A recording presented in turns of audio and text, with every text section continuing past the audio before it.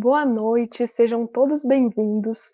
Hoje a gente vai dar sequência ao nosso ciclo de palestras sobre residência em medicina veterinária na UFPR, no setor Palotina. Hoje nós vamos abordar mais especificamente a residência em inspeção de produtos de origem animal. O meu nome é Ângela e eu vou ser responsável por coordenar as lives de hoje. Bom, antes de apresentar o nosso primeiro convidado de hoje, eu gostaria de passar alguns recadinhos. O primeiro é lembrar vocês de irem mandando as suas dúvidas durante as palestras, para que a gente possa selecionar as dúvidas mais pertinentes e para que o nosso palestrante possa responder essas dúvidas ao final da sua apresentação. Outro lembrete é que, apesar da lista de presença já estar disponível, você só vai conseguir preencher essa lista com uma palavra-chave. Essa palavra-chave, ela vai ser dita em algum momento dessa live. Então, fique atento para não perder a palavra-chave, e assim que a palavra-chave for divulgada, você já poderá preencher a lista de presença e garantir a sua presença. Bom, vamos então para o nosso primeiro convidado de hoje. Ele vai falar com vocês sobre a residência com a visão de alguém que é residente atualmente. Ele é o médico veterinário, mestre e especialista Victor Hugo Cortes Dias. Ele fez graduação em medicina veterinária pela Unicesumar, especialização em vigilância sanitária de alimentos pela Faculdade Única e título de mestre em ciência de alimentos pela UEM. Atualmente ele é residente nível 2 em inspeção de produtos de origem animal pelo programa de residência em medicina veterinária da UFPR no setor Palotina e atua no controle analítico microbiológico. Seja bem-vindo, Victor. É um prazer você ter aceitado esse nosso convite. Vou te deixar mais à vontade para que você possa começar a sua apresentação. Muito obrigada. Ok, boa noite. Eu que agradeço ao Centro Acadêmico de Medicina Veterinária da UFPR pelo convite. Bom, então, como eu fui apresentado, eu me chamo Victor, sou médico veterinário e estou na área de alimentos. Meu envolvimento com a área de alimentos começou ainda no segundo ano da graduação. Então, quando eu tive a disciplina de microbiologia de alimentos, junto com a microbiologia veterinária, e foi aí que eu comecei a me interessar por essa área que antes eu desconhecia, né? Antes de entrar na graduação da medicina veterinária, eu desconhecia a atuação do médico veterinário em inspeção. E desde então, costumo dizer que foi ladeira abaixo, desde então só fui me envolvendo mais com a área de inspeção e segurança de alimentos, realizei pós, mestrado, como foi dito anteriormente, e resolvi prestar o processo seletivo aqui na UFPR Palotina, processo seletivo da residência. Ingressei no ano de 2019 e agora vou passar para vocês um pouco da minha experiência, da minha trajetória durante esse 1 ano e meio aqui na UFPR.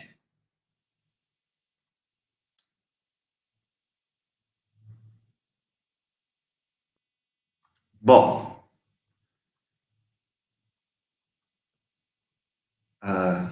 então o título é Residência em Medicina Veterinária, Inspeção de Produtos de Origem Animal.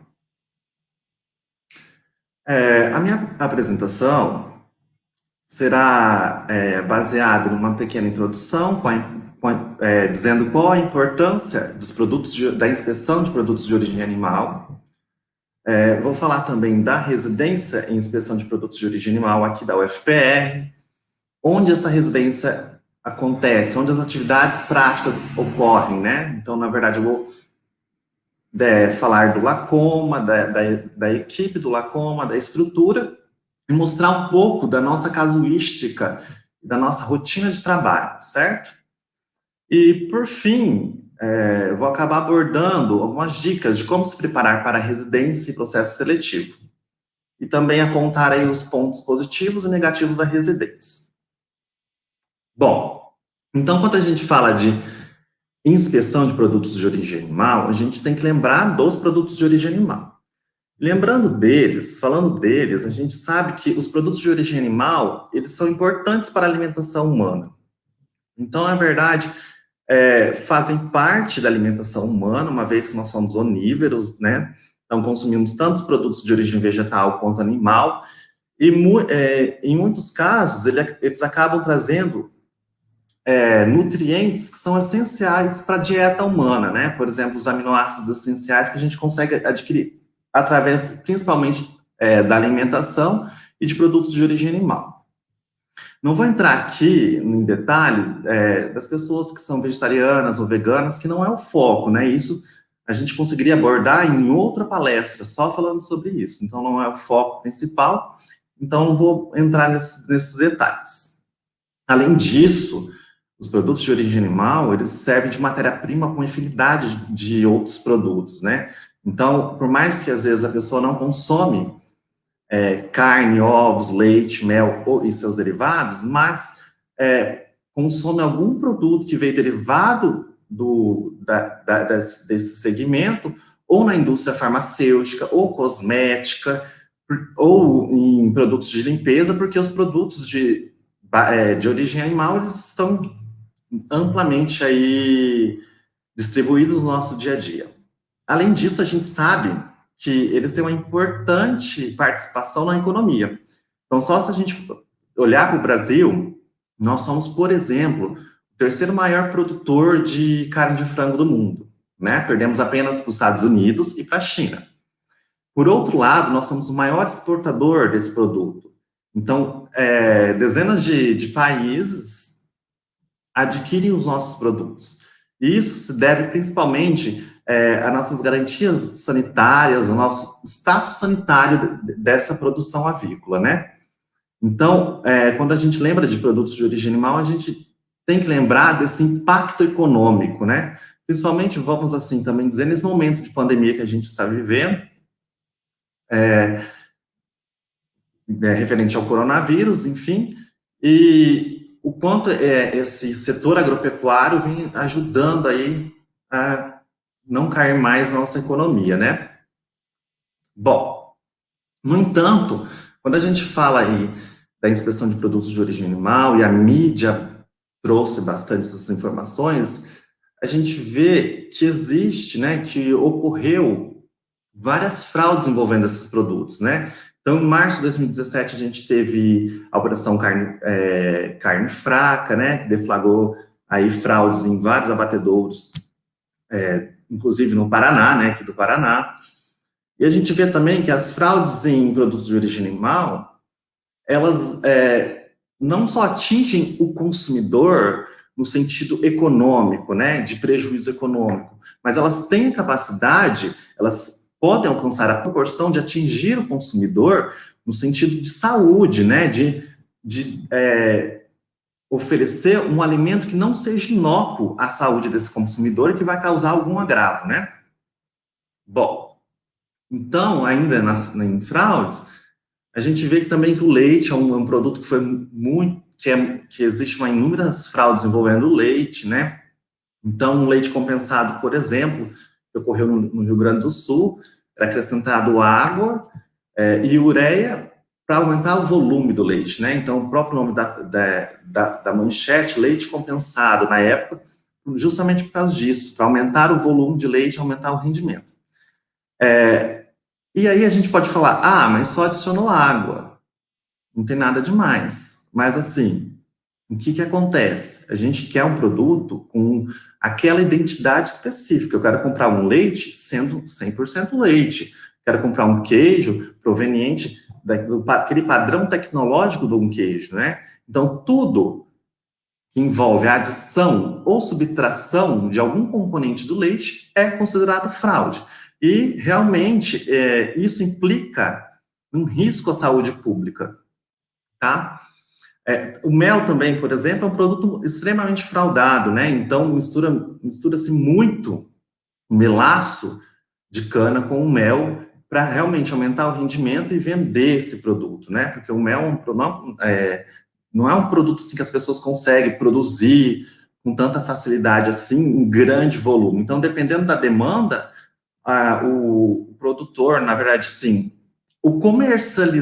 quem vai comercializar esse produto pode fraudar para atender aí uma demanda, né, superior à matéria-prima que ele tem, certo? Bom, Além disso, nós temos, envolvendo aí os produtos de origem animal, alguns perigos, né, que a gente chama os perigos biológicos, que são, assim, compostos principalmente pelos micro-organismos, né, então os vírus, as bactérias, os fungos, que vão deteriorar ou deixar esse produto inócuo, né, para o consumo.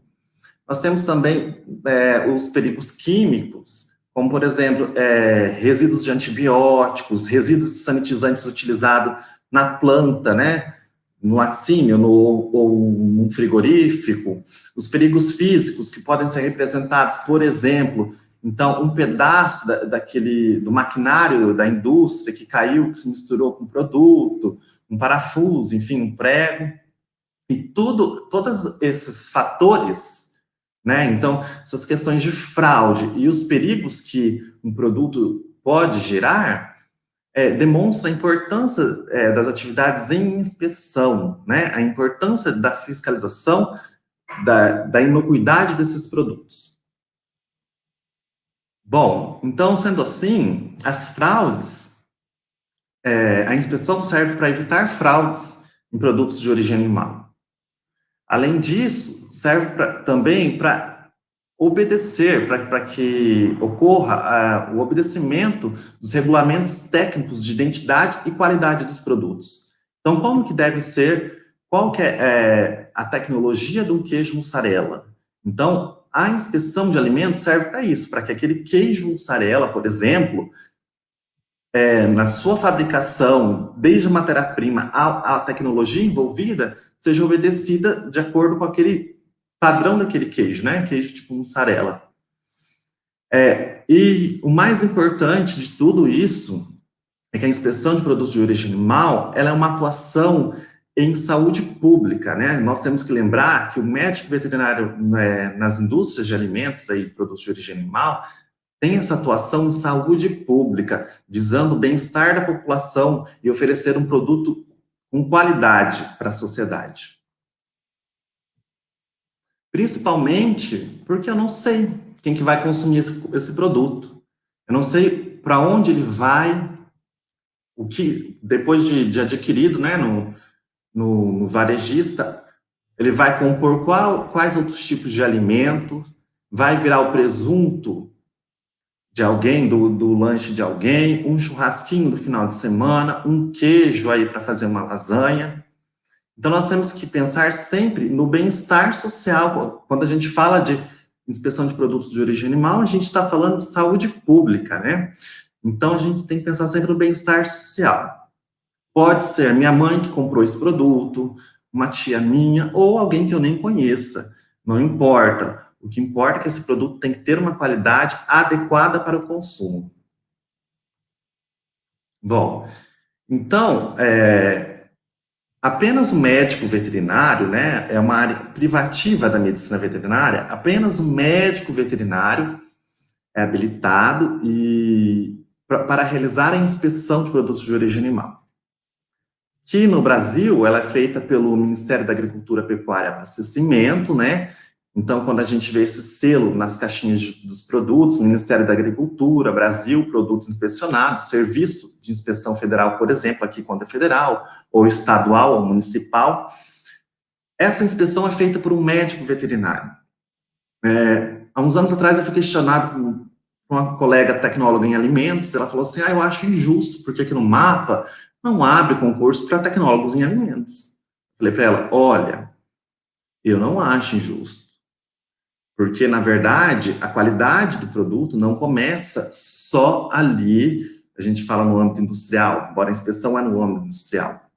Mas, para fazer inspeção, você tem que ter um conhecimento de anatomia patológica, você tem que ter um conhecimento de doenças infecciosas, doenças parasitárias, que ali no momento da inspeção, quando você está avaliando aquele produto, você vai fazer um link de todas essas disciplinas que você teve na graduação, para dar o parecer, né? Esse produto segue para frente ou esse produto vai ser condenado.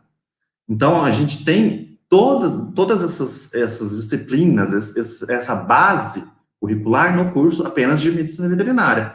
Por isso que a inspeção de produtos de origem animal ela é privativa da medicina veterinária. Bom, e a residência em medicina veterinária? Então, a residência em medicina veterinária é uma especialização, lato sensu, onde você aprende trabalhando, né? É um trabalho, então, uma atividade prática que você vai aprender trabalhando. Na residência, você vai ter atividades práticas e teóricas. Teóricas, geralmente, são as disciplinas mesmo, né? Então, essas disciplinas vai ter abrangência de diversas áreas. Então, por exemplo, eu já cursei durante a residência disciplinas com pessoal de grandes, disciplinas com pessoal de pequenos, envolvendo temas que não eram relacionados à inspeção. Mas por quê? Porque a residência, do modo geral, é residência em medicina veterinária. Eu sou da área de inspeção, mas a residência é em medicina veterinária. Então, a gente vai ter essa consorciação de disciplinas, né? Lembrar também que é uma modalidade de especialização no serviço e que ela é remunerada. Então, o residente ele vai receber uma bolsa para desenvolver as suas atividades, certo? E essa bolsa, ela é paga pelo Ministério da Educação e pelo Ministério da Saúde. Então, vamos lembrar sempre que quem paga a bolsa da residência é o Ministério da Educação e o Ministério da Saúde.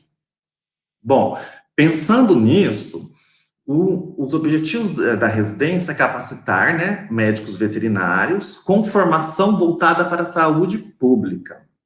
Então, é muito importante frisar isso. Quem tem interesse de ingressar numa residência, por mais, eu vou fazer residência em clínica médica de pequenos, eu não vou trabalhar com saúde pública durante minha residência. A pessoa está um pouco equivocada. Por quê? Porque, na verdade, a residência para os médicos veterinários, a residência multiprofissional em medicina veterinária, ela existe porque ela é uma formação voltada para a saúde pública, entendeu? Então, tem recursos do Ministério da Saúde na formação desses profissionais, e por isso que tem que ter as atividades em saúde pública, tudo bem? Bom, além disso, então, capacitar médicos veterinários para atuação, por exemplo, na inspeção de produtos de origem animal, no controle de qualidade, então, controle de qualidade em indústrias, em laboratórios particulares, né? E uma capacitação aqui para ser laboratorista, porque durante o período da residência, a gente desenvolve todas as nossas atividades no laboratório. Então, toda essa questão de vivência laboratorial, a gente tem muito, muito presente no nosso dia a dia, né? Na nossa rotina de trabalho. Bom, então, como que é a residência em inspeção de produtos de origem animal na UFPR Palotina?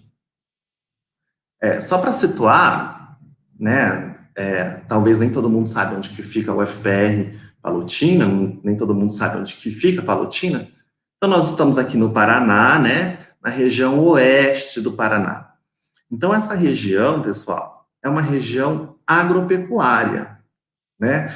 Então, aqui na nossa volta, a gente tem muita agroindústria, grandes agroindústrias do estado do Paraná e do Brasil.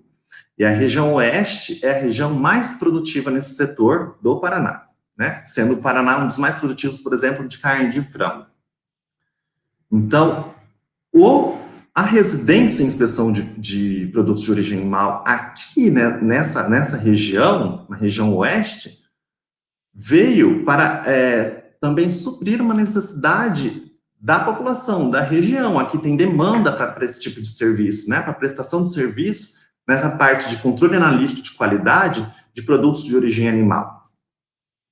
Bom, nossas atividades ocorrem no Laboratório de Inspeção e Controle de Qualidade de Alimentos e Água, né, conhecido como LACOMA. O LACOMA ele foi fundado, inclusive, esse ano a gente está completando 20 anos de existência, né, então a logo aqui em cima é em alusão a aos 20 anos do LACOMA, e ele foi fundado no ano de 2000 pelos professores Luciano Bersot e Vinícius Barcelo.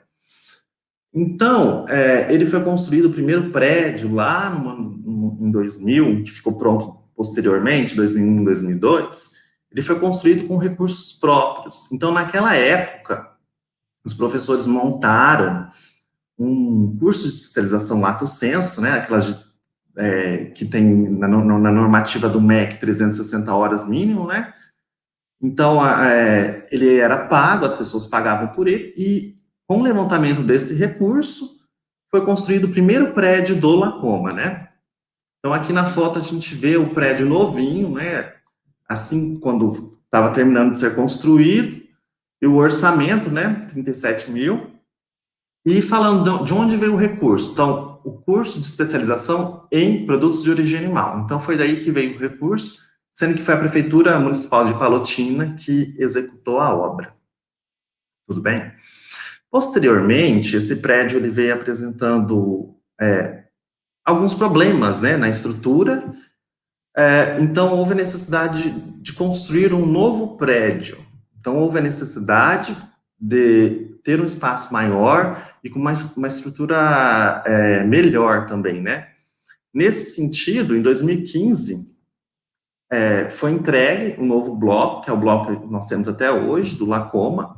Então, um prédio novo, maior, que consegue, na verdade, atender às nossas necessidades, né? Então, quando eu falo de nossas necessidades, eu falo da rotina, que é tocada principalmente aí pelos residentes, professores e pela técnica, que posteriormente eu vou comentar, e também as nossas necessidades enquanto universidade, porque a gente tem que lembrar que o Lacoma é um laboratório dentro de uma universidade. Então, ali passa aluno de graduação, mestrado, doutorado, pós-doutorado e a residência também, né? Então, é um laboratório de ensino consorciado aí com prestação de serviço.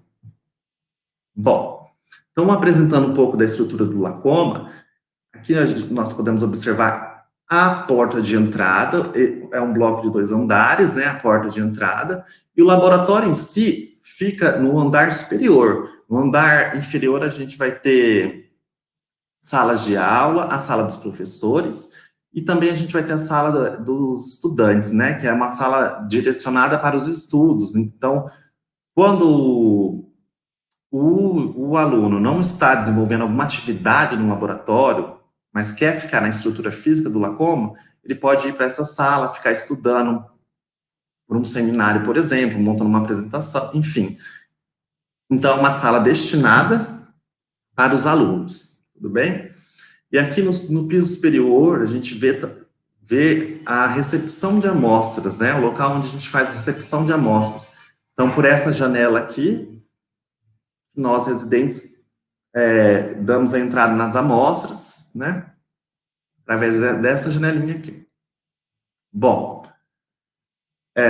então, a partir do momento que a amostra ingressou dentro do laboratório, que a gente conferiu a ficha de recepção, né? Então, os dados do solicitante estavam todos corretos, dados da coleta, dados da amostra todos corretos,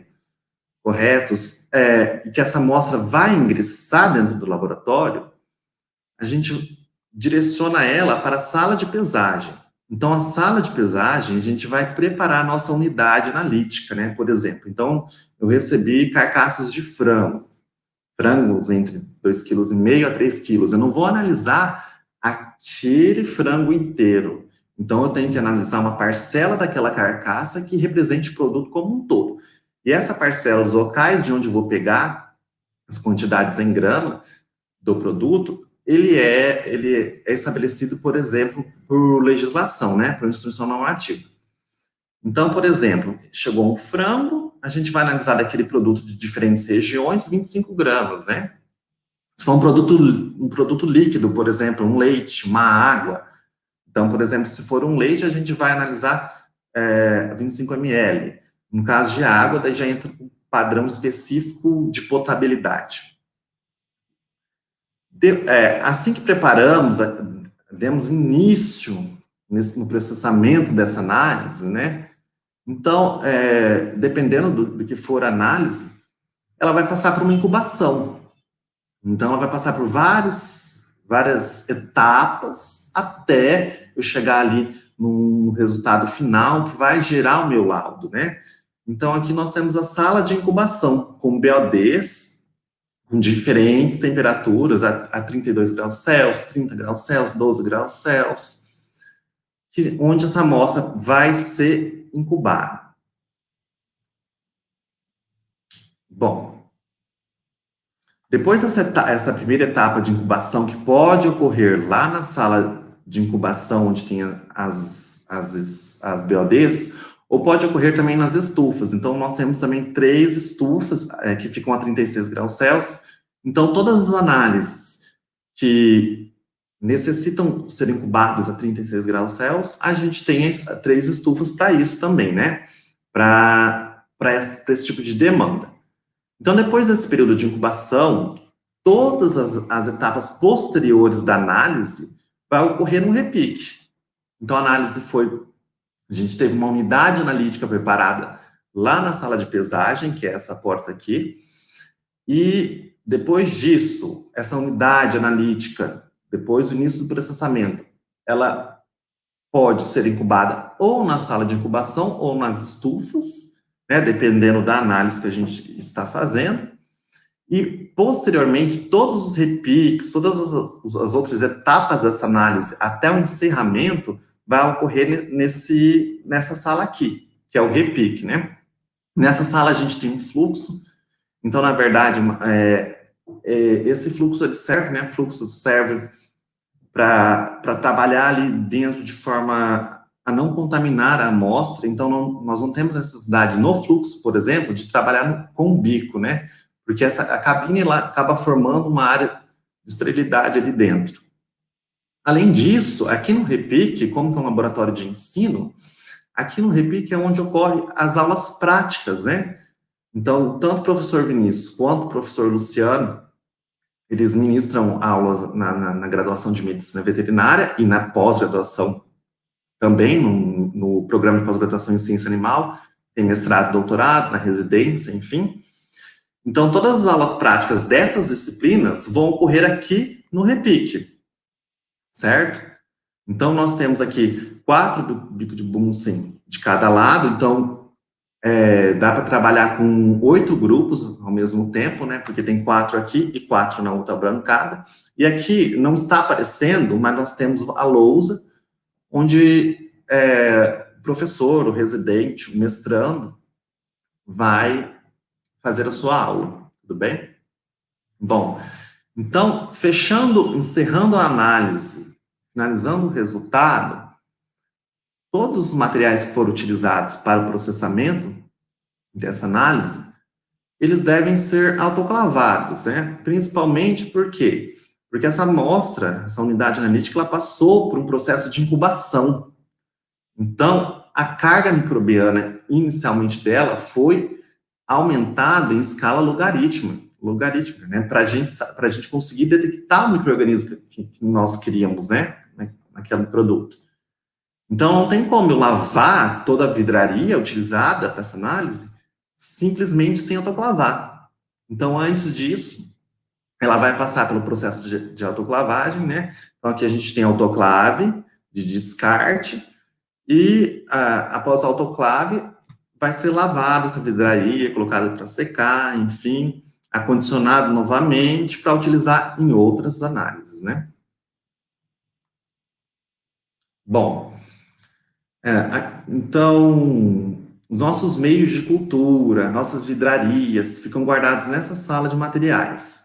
Então, aqui nós temos todos os materiais, assim, utilizados para preparar, ou para preparar meios de cultura, por exemplo, ou até mesmo para o desenvolvimento das nossas atividades de análise, né? Então, aqui nós temos todos os materiais lavados, organizados.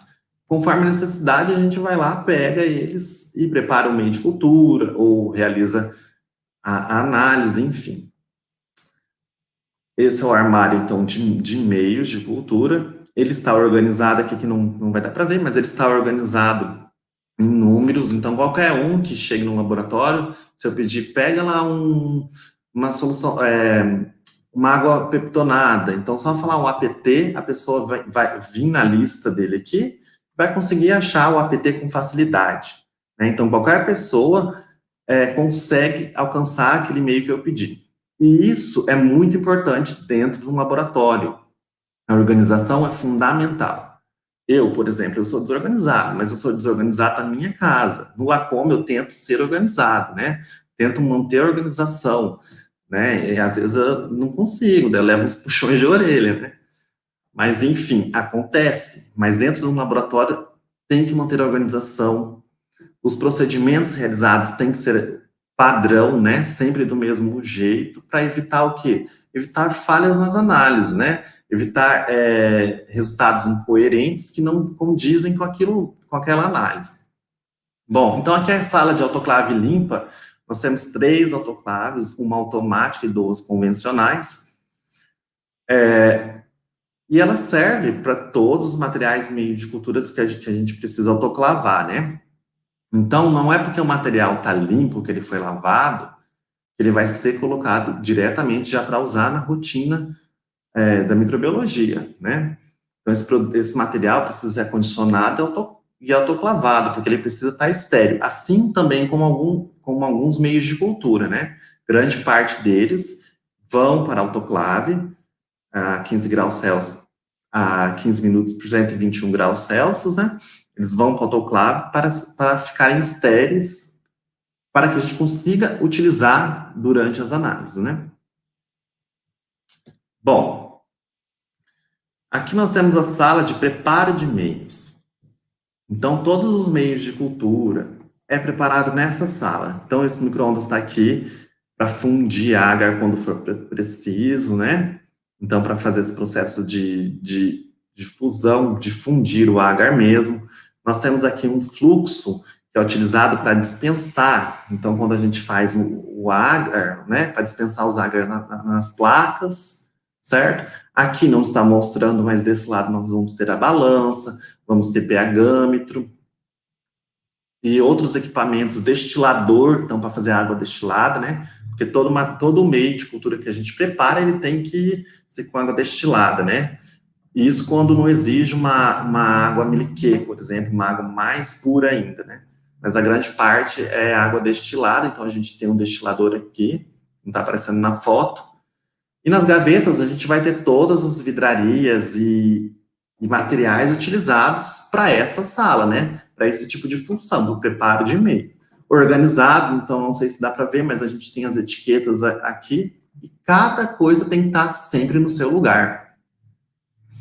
Porque numa rotina de laboratório, quando você é novo dentro do laboratório, você demora um tempo para você se familiarizar onde fica cada coisa. Mas depois, no dia a dia, você já vai automático. Então, por isso que tem que estar tudo no seu devido lugar para você chegar no laboratório e o seu trabalho fluir, né? Porque imagina se você tem um material que é essencial para aquele tipo de preparo e esse material sumiu. Daí você procura e não acha. Então, sempre tem que estar tudo muito bem organizado no laboratório para você saber onde está cada coisa. Ainda, também fazendo parte da rotina e, né, de pesquisas no laboratório, tem a área de biologia molecular. Então, nós temos a sala específica que aqui a gente vê uma centrífuga, um termobloco aqui para fazer extração, enfim, um vórtice. Então, aqui, essa área, essa sala aqui é utilizada para fazer a extração, né? E no laboratório, vou mostrar posteriormente, a gente tem a capacidade, a possibilidade de fazer tanto PCR convencional quanto real-time, né? PCR em tempo real. Nós temos os termocicladores para eles. Os rotores. Bom, então aqui, este termociclador, ele é do PCR convencional, aqui do PCR em tempo real. Então, aqui vai ser tudo manipulado, essa análise, depois da extração desse DNA, colocado os reagentes, e colocar para ciclar, né? Então, esse computador aqui, esse notebook, ele é específico para esse equipamento. Então, ele não tem nem internet, só serve para rodar o programa desse equipamento, né? Para rodar o programa necessário durante a corrida aí do PCR em tempo real. Tudo bem? Quando o PCR é convencional, temos aqui também outra sala onde tem as cubas, né, para fazer a eletroforese. Então, para revelar o gel, para correr o gel, para revelar o gel também. Então, essa sala é utilizada para isso. Tudo bem? Bom, então eu falei um pouco da estrutura do Lacoma, um pouco das salas, enfim, e eu vou passar agora um vídeo, né, um vídeo institucional, ele está disponível no nosso Instagram, então o nosso Instagram é Lacoma UFPR, quem quiser assistir também está disponível lá. Eu vou passar esse vídeo, então. Deixa eu só... Então, esse aqui.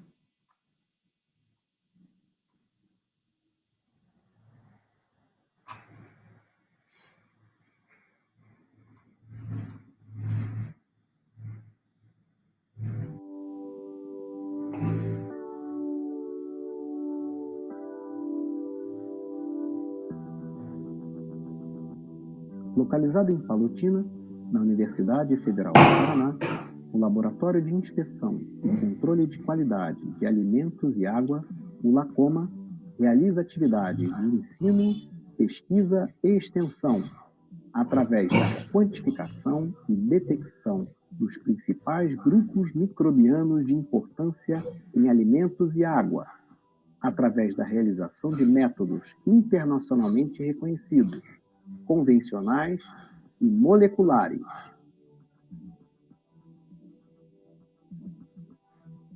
O LACOMA realiza validações microbiológicas e elabora pareceres técnicos para o atendimento de aspectos regulamentares.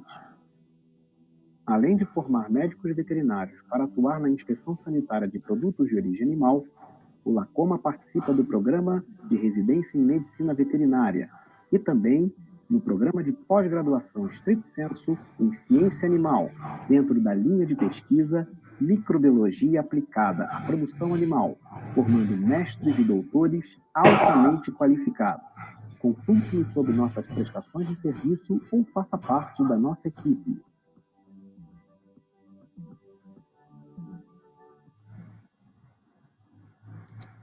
Tudo bem. Bom, então nossa rotina de trabalho, né, é com dedicação de 12 horas por dia, totalizando 60 horas semanais. Isso é uma exigência dos programas de residência multiprofissional, certo? Então, não é só a área de inspeção de produtos de origem animal, ou, melhor ainda, não é só a residência em medicina veterinária. Então, na residência em fisioterapia, farmácia, outras áreas também, é essa carga horária de dedicação. Fora, a gente tem aí os plantões de final de semana, que é dividido entre o R1 e o R2. Esses plantões na inspeção de produtos de origem animal são relacionados à continuidade das amostras em andamento, né, das análises em andamento. Então, dependendo, por exemplo, hoje é quinta-feira, chegou uma água hoje, e essa análise não vai terminar até amanhã. Vai se estender, né, para um prazo aí de 4 a 7 dias. Então, a gente vai ter que dar continuidade nessa análise. Bom, e como eu comentei anteriormente, a gente tem essa consorciação entre atividades práticas e aulas, né? Essa é a equipe do LACOMA, vou apresentar cada um. Bom, o professor Luciano, junto com o professor Vinícius, eles fundaram o LACOMA, né, no ano de 2000. Ele é responsável também por orientação de iniciação científica, orientação de mestrado, doutorado, e também orienta na nossa residência. Então, assim, qualquer problema que a gente tem ali durante a rotina e a gente não consegue solucionar, a gente corre para o professor Luciano, né? Se ninguém do laboratório conseguiu solucionar, eu e a Rosa e a Gabriela, enfim, as 3 cabeças não conseguiu pensar, a gente corre para o professor Luciano. Enfim, o professor Vinícius também, que junto com o professor Luciano, como eu comentei, ele fundou o LACOMA, também orienta iniciação científica, mestrado, e orienta na residência também. Também ajuda nessa parte aí da solução de problemas, enfim. A Rosa, técnica do laboratório, a gente chama de Rosa, mas é Rosana, né? é uma mãe para a gente, compra todos os nossos materiais, nossos reagentes, não só para rotina, né, mas para projetos de pesquisa também, sempre está ali nos auxiliando, cobrando o nosso pé, aquela parte que eu falei assim, que eu não sou muito organizada, a Rosa cobra o meu pé, e realmente ela está certa, é a função mesmo, né, o laboratório não tem como. A Manu, ela foi minha R2, me ensinou muita coisa, né, durante esse 1 ano que eu convivi com ela, ainda estou convivendo, porque ela está fazendo mestrado. Então, essa foto aqui foi no encerramento da residência dela, né, na troca de ciclo, ela saiu da residência e foi para o mestrado, ela ganhou uma plaquinha ali, uma bonequinha. Então, era troca de ciclo, que daí saiu a Manu e entrou a Gabi. Então, a Gabi é minha R1, né? Então, nesse primeiro ano da Gabriela, eu sou responsável por passar toda a rotina do laboratório, então tudo que a Manu fez comigo no primeiro ano, eu estou fazendo com a Gabi, né? E eu, né, gente, o R2 lá. Bom, a nossa casuística no ano de 2019, a gente teve 2.154 amostras. Lembrando, gente, que isso aqui é N de amostras, porque análises foi muito mais. Por exemplo, se a gente for pegar a amostra de água, então, é uma amostra, mas que vai gerar outras análises, né? Então, a gente faz contagem de bactérias heterotróficas, a gente faz pesquisa de coliformes totais, termotolerantes e E. coli, né? Então, é uma amostra que gera um leque de análises. Então, no ano de 2019, a gente teve 2.154 amostras, né? 9% desse montante fazia parte da microbiologia clínica e 91% da microbiologia de alimentos. Esqueci de comentar, mas a inspeção aqui de produtos de origem animal, a gente também atende essa parte de microbiologia clínica, que foi uma demanda que surgiu, né? Uma demanda que surgiu principalmente aqui do HV, mas a gente pega também amostras externas, mas principalmente do HV, que, não tem possibilidade de fazer microbiologia clínica no glaucoma? Então, na época, uma residente foi estudar mais, foi para outro laboratório que tinha residência de uma universidade parceira, e implementou a técnica de microbiologia clínica aqui no glaucoma. Bom, então, na microbiologia clínica em 2019, a gente teve amostras de leite, né, de animal com mastite, urina, suave de ferida, cavidade oral, suave otológico, sangue, sêmen suíno e parafuso cirúrgico, né? Então, infecção lá, uma placa de um parafuso, o pessoal do HV mandou para nós. Na micro de alimentos, a gente teve cosmético, também não comentei, mas a gente faz análise de cosmético. A gente teve quantificação e pesquisa de salmonela em quase tudo que vocês podem imaginar. Então, inseto, cama de aviário, suave de arrasto, alimentos em carcaças, enfim, um projeto grande que teve no ano de 2019, que fez que teve essa quantificação e pesquisa de salmonela. Nós tivemos também água para potabilidade, né? Então, água de rio, água de mina, água de poço artesiano ou não artesiano, ou aqueles mais antigos, água da rede pública, enfim. Análise de carcaças de frango, subprodutos, e também a gente teve aí análise de compostagem, então foi para contagem de mesófilos, né, e também para pesquisa de salmonela. Em 2019, o MAPA lançou essa portaria, essa instrução normativa, número 78, que lançou lá em maio, referente ao abate de aves, né?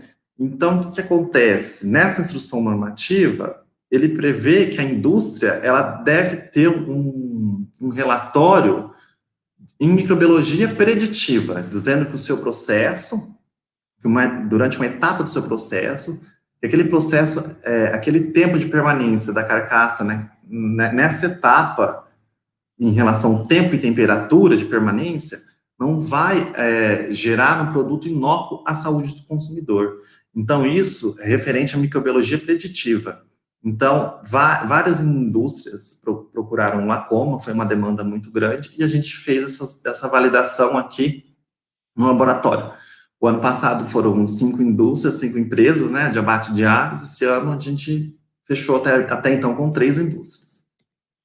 Bom, e o residente, ele é responsável pela recepção, pelo preparo da amostra, da unidade analítica e dos materiais que serão utilizados, pela sequência nas análises, pelo encerramento dessa análise, né, pelo descarte e correção e finalização do laudo. Então, elaboração do laudo é a Rosa que vai elaborar, mas a gente passa corrigindo. Geralmente, um residente corrige, o outro vem e corrige em cima para certificar de que o laudo não está indo com erro nenhum. Bom, mais responsabilidades, né, do residente é cuidar dos materiais, manter a limpeza e organização do laboratório, zelar pelos equipamentos, né? Então, aquelas funções de organização mesmo, de cuidar daquele espaço que outras pessoas e que a própria rotina acaba utilizando. A atuação do médico veterinário em ações de saúde pública, né? Então, ano passado, eu e a Manu, nós saímos dessa ação de saúde pública. A Palotina estava com epidemia de dengue. E a UFPR, né, um bairro universitário, então vocês podem imaginar tanto de garrafa, de cerveja e outros objetos envolvendo os universitários que tinha jogado pelos terrenos baldios. Então a gente saiu recolhendo esse material e passando nas casas, fazendo ações de extensão, então orientando como se prevenir, como armazenar esses objetos para que não tenha focos de dengue, focos de Aedes aegypti ali, né, e ninguém venha ter dengue, né. Além disso, realizamos também, como uma atividade de extensão, o treinamento em boas práticas de manipulação para os manipuladores do RU aqui de Palotina, né, eu e a Manu. Outra atuação do residente, esse é o Thiago, na época que ele fazia residência. Outra atuação do residente é auxílio e execução de aulas práticas, né? Então, a gente pode tanto preparar o material, como dar a aula prática, né? Auxiliar o professor na aula prática. Apresentamos, conduzimos reuniões e discussões científicas também. E em 2020, né, uma coisa que ninguém esperava, ninguém previa, veio o coronavírus, a pandemia, e nossa rotina mudou, né? Ela deu uma mudança, assim, radical. Obviamente, não mudou só para nós da inspeção, não mudou só para nós residentes em medicina veterinária, mudou para todo mundo, né? Neste ano, a gente teve, assim, a nossa redução da carga horária. Então, quando entrou, de imediato, quando foi decretada a pandemia, nós ficamos 2 semanas parados, né? Do LACOMA, a gente ficou 2 semanas fazendo atividade home office. Depois, quando nós voltamos, a gente teve nossa carga horária reduzida para 8 horas dia, mas continuamos com os plantões de fim de semana, né, para continuidade das atividades, e deixa eu ver aqui. E começamos com aulas remotas, né, devido à paralisação das atividades nessas 2 semanas, a gente começou com aulas remotas. Neste momento também criamos o Instagram do LACOMA, porque na mídia tem muita informação mesmo, mas assim, mais de 90% de tudo que tem é fake news. Então nós criamos esse Instagram do LACOMA inicialmente com a ideia de divulgar informações sobre o coronavírus e a Covid baseado em evidências científicas, né? E até então, em 2020, nós tivemos aqui 446 amostras da rotina, sendo que na microbiologia clínica nós tivemos amostra de leite de animal com mastite, urina suave de ferida, sangue, desculpa, não teve sangue suíno não, mas nós tivemos também parafuso e placa também de cirurgia também, o pessoal do HV mandou. Na micro de alimentos, nós tivemos cosmético, quantificação e pesquisa de salmonela, potabilidade, ainda a validação aqui, o relatório de microbiologia preditiva, embora não coloquei, também nós tivemos 3 indústrias. E também, devido a uma demanda, a gente começou a fazer o controle analítico microbiológico do álcool em gel e líquido produzido pelo setor Palotina, né, pela UFPR Palotina. Que, na verdade, até coloquei aqui em evidência, porque ele representa mais da metade do volume das nossas amostras até então. Então, a atuação do médico veterinário no do médico veterinário em medicina veterinária, do residente em medicina veterinária contra a Covid-19, né? Então, como eu comentei, a gente começou a fazer o controle analítico microbiológico do álcool produzido pela UFPR. Fora isso, nós fizemos também a barreira sanitária, participamos da barreira sanitária nas 4 entradas principais do município de Palotina. Então, uma ação de saúde pública que envolveu universidade e prefeitura. Então, saímos aqui no Instagram do Conselho Federal de Medicina Veterinária e do Conselho Regional de Medicina Veterinária, né, do Conselho Regional do Paraná, certo? Nós temos um vídeo que eu gostaria de passar. Então, nessa abordagem da barreira, o que nós fazíamos? Passávamos ações de extensão, orientação, de não tocar nos olhos, não tocar na boca, lavar sempre bem as mãos, se não for possível, utilizar uma solução, né, sanitizante, enfim, lavar bem os alimentos antes de colocar nas prateleiras, na geladeira. E também nós aferimos a temperatura das pessoas, né? Nesse momento a gente aferia a temperatura com um termômetro digital por infravermelho.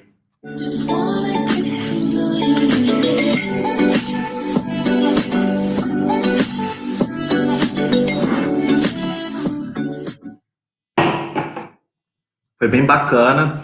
A residência em medicina veterinária aqui da UFPR Palotina foi pioneira. Depois, até no próprio Instagram do Conselho Federal de Medicina Veterinária, outras residências pelo Brasil também começaram a fazer ações voltadas aí para o combate ao coronavírus e a Covid-19.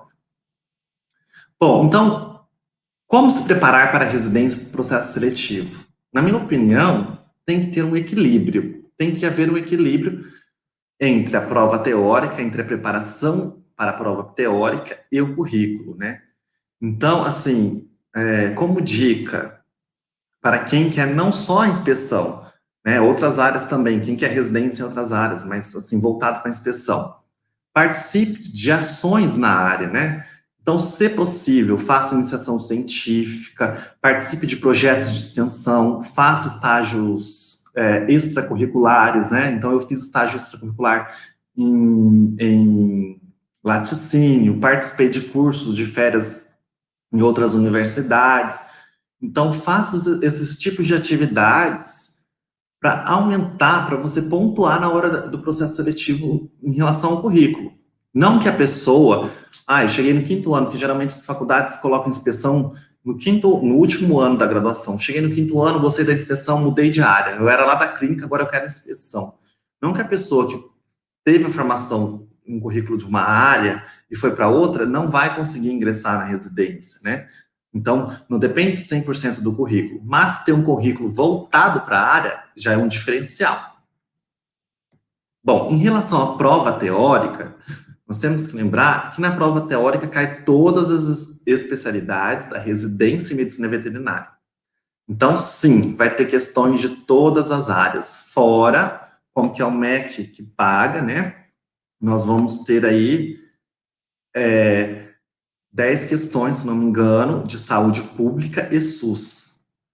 O ano passado, essa prova foi apenas de múltipla escolha, então escolha de uma alternativa correta. No ano que eu entrei, que eu prestei a prova em 2018, né, para ingressar em 2019, teve a prova teórica, análise do currículo, e ainda 3 questões dissertativas. Mas o ano passado, para os R1 que entraram esse ano, não teve as questões dissertativas. Bom, como ponto positivo da residência, a gente tem um aprendizado orientado. Então, você está trabalhando, você é como se fosse um profissional, você tem que agir como um profissional, mas ao mesmo tempo você é um aluno, você é um especializando. Então, você tem um aprendizado orientado. Além disso, você tem contato com a área, né? Não só no laboratório, mas você tem contato com outros professores, outros laboratórios, outros residentes da área, de outras universidades, contato com a empresa, visita técnica nas empresas, né? Participação em projetos aqui de mestrado, doutorado, que vai fazer a coleta em abatedouros, maticínios, né? Fora isso, o médico veterinário com residência é um diferencial para o mercado, né? Então, é um plus, né? É algo a mais na formação. que a graduação muitas vezes não consegue suprir. Sem contar que, geralmente, grande parte do mercado de trabalho, quando a gente sai, a gente recém-formado, saiu, eles pedem o quê? Experiência. Mas a gente acabou de formar, não tem experiência ainda, né? Então, acabamos de formar, saímos da graduação, não temos experiência, e o mercado pede por experiência. Então, a residência, independente da área, é uma experiência tanto, e é muito bem vista pelo mercado, né? Como ponto negativo, gente, eu nem não achei mais pontos, até fiquei pensando, mas assim, cansaço, às vezes, dependendo da rotina, você tem um cansaço físico, mas o mental também é bem importante, se não mais importante, tá? Então tem que levar isso em consideração, você cansa um pouquinho mentalmente e cansaço físico. E eu coloquei falta de tempo, né? Falta de tempo. Porque agora, com a pandemia, como eu falei, o nosso horário ficou mais flexível, né? Nossa atuação ficou mais flexível. Mas, antes da pandemia, com aquela rotina muito intensa, a gente entrava às 7h30 da manhã e às vezes não tinha horário para sair, né?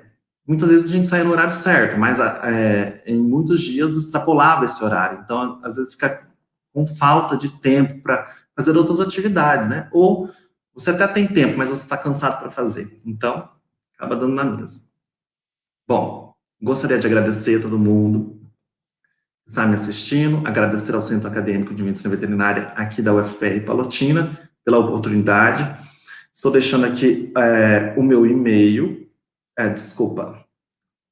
o e-mail do Lacoma, né? Então, qualquer dúvida pode entrar em contato. E também no Instagram do Lacoma, viu? Obrigado.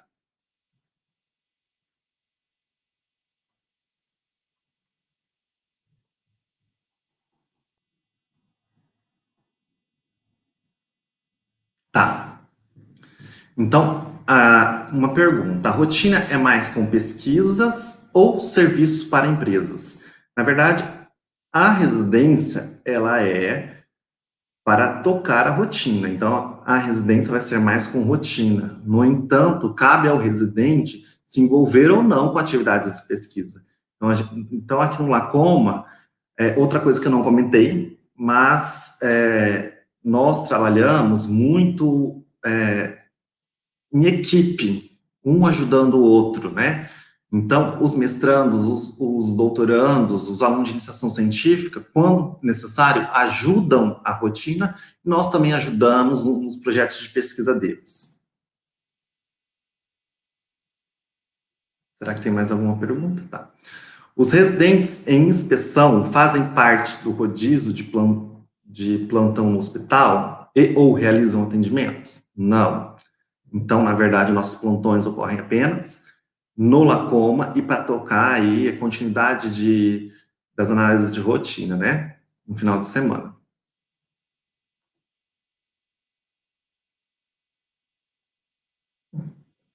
Você já tem outras especializações. Por qual motivo decidiu também fazer residência? O que ela te agregou que as outras não agregaram? Bom, sim, eu tenho outras especializações, mas o que ela me agregou? Agregou prática, né? Então, a parte teórica, não gostei muito, mas eu até tinha um certo embasamento, mas a residência agrega muita prática para o residente, né? Outra coisa, essa questão de trabalho em rotina, em saber lidar com certas situações, resolver problemas, né? Que parece não ter resolução. Então, tudo isso a residência te ajuda, né?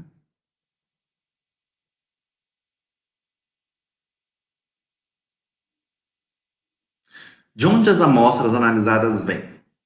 De particulares ou de serviço público de inspeção? Nossas amostras, tanto de microclínica quanto de microbiologia de alimentos, ela vem da iniciativa privada e da iniciativa pública também. A gente recebe amostras, então, de ambos os setores, a gente recebe amostras, né? Por exemplo, a gente recebe a amostra do HIV, né, na verdade, de uma universidade pública, né, e a gente recebe a amostra de clínicas da região.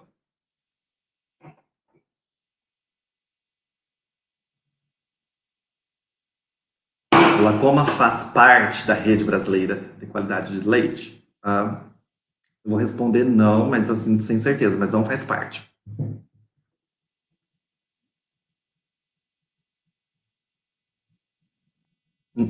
A residência nessa área acontece apenas no Lacoma ou fazem outras atividades externas de treinamento? Basicamente, nossas ações é no Lacoma.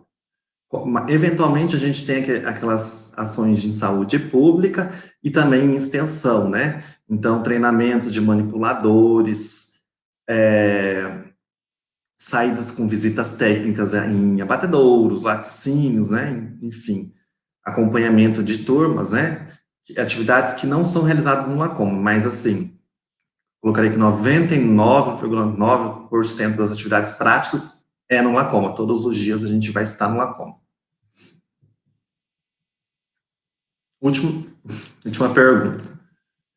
Quem é da UFPR Campus Curitiba pode fazer estágio não obrigatório no Lacoma ou só obrigatório mesmo? Na verdade, gente, é um pouco burocrático essa questão do estágio extracurricular, né, que a gente chama de não obrigatório. Porque o que acontece? Às vezes a universidade lançou uma nova legislação de que o estágio extracurricular tem que ser remunerado, então às vezes a universidade, como que é pública, ela acaba não querendo, né, um estagiário, porque ela vai ter que pagar ele.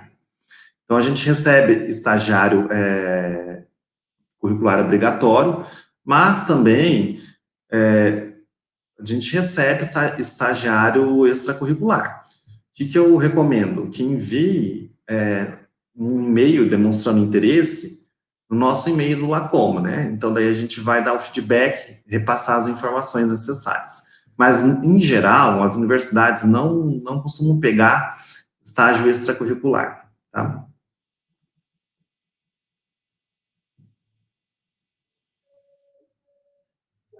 Oi, Victor. Queria Oi. agradecer muito a sua presença aqui hoje. Queria agradecer a sua apresentação e também por esclarecer as dúvidas de quem está assistindo a gente. Muito obrigada, viu? Eu que agradeço pela oportunidade. Boa noite. Boa noite.